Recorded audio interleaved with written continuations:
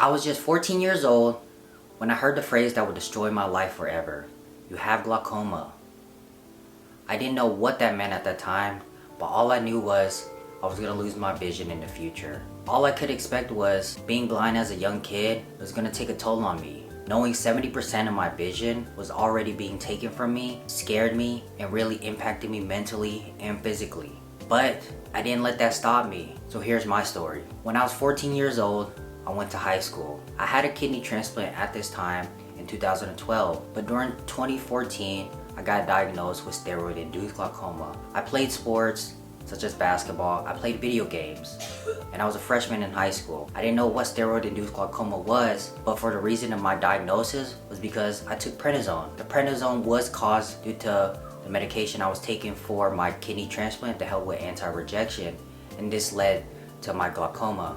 If you think about it, my prednisone was a double-edged sword. So as my young years went by, it felt like my confidence went down, my self-esteem went down, and being bullied was just getting tortured into me. So everything about my childhood just went down the drain. I started to realize everybody else had a better life than me. I started to envy people. I started to get jealous of people, because why was it me that had to get diagnosed with steroid-induced glaucoma and also have a kidney transplant? Because whenever I see people always have better vision than me and they're able to do other exciting things and other adventures as a kid, it really made me jealous because I wanted to do something like that. But I couldn't. Losing 70% of my vision took that away from me.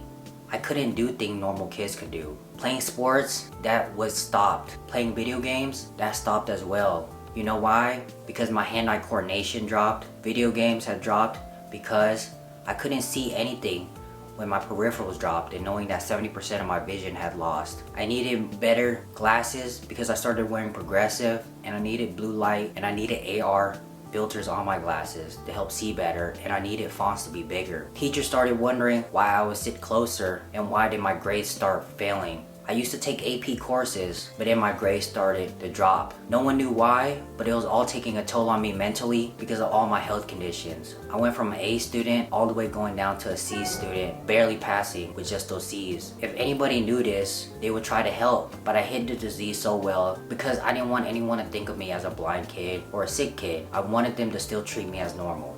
And if they didn't treat me as normal, I would feel somewhat bad because I didn't want anybody to pity me, because that's not something I felt like was right. I didn't need help, I didn't need handouts. I wanted to make sure I was still treated fairly. So that's why I didn't want to be known as the guy that was blind. But you can see my grades started taking a toll. I applied to every colleges and I got denied because being blind tanked my grades so hard, being sick taking my grades so hard. If you knew all this about me, you'll wonder how did I graduate with a bachelor's degree? Because I pushed myself to keep on pursuing to make sure I achieved a bachelor's degree, not for my family but for myself. I wanted to prove myself that I can do it, that this disease does not own me. I started to do things differently. When it came to exercising, I started to exercise more, do better for myself to make sure my health was better intact. If I didn't exercise, I started to notice that my mental toll was going down.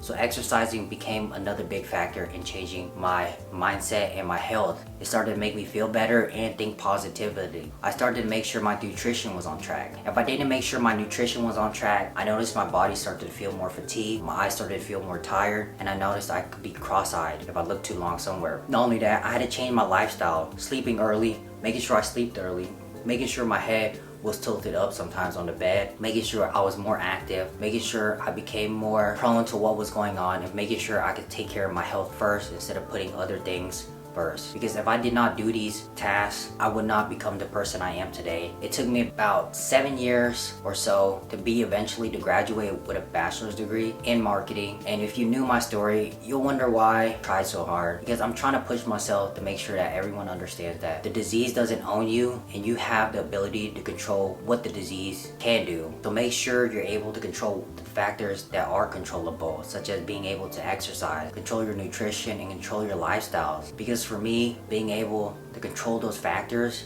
really put me in a better situation right now at the age of 25 years old.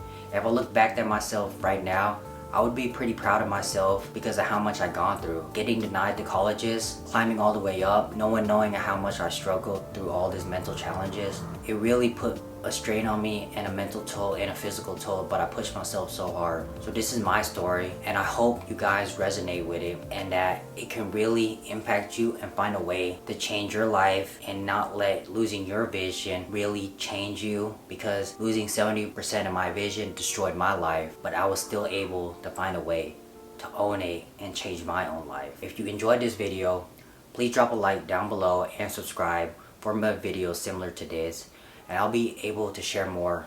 Thank you so much, guys.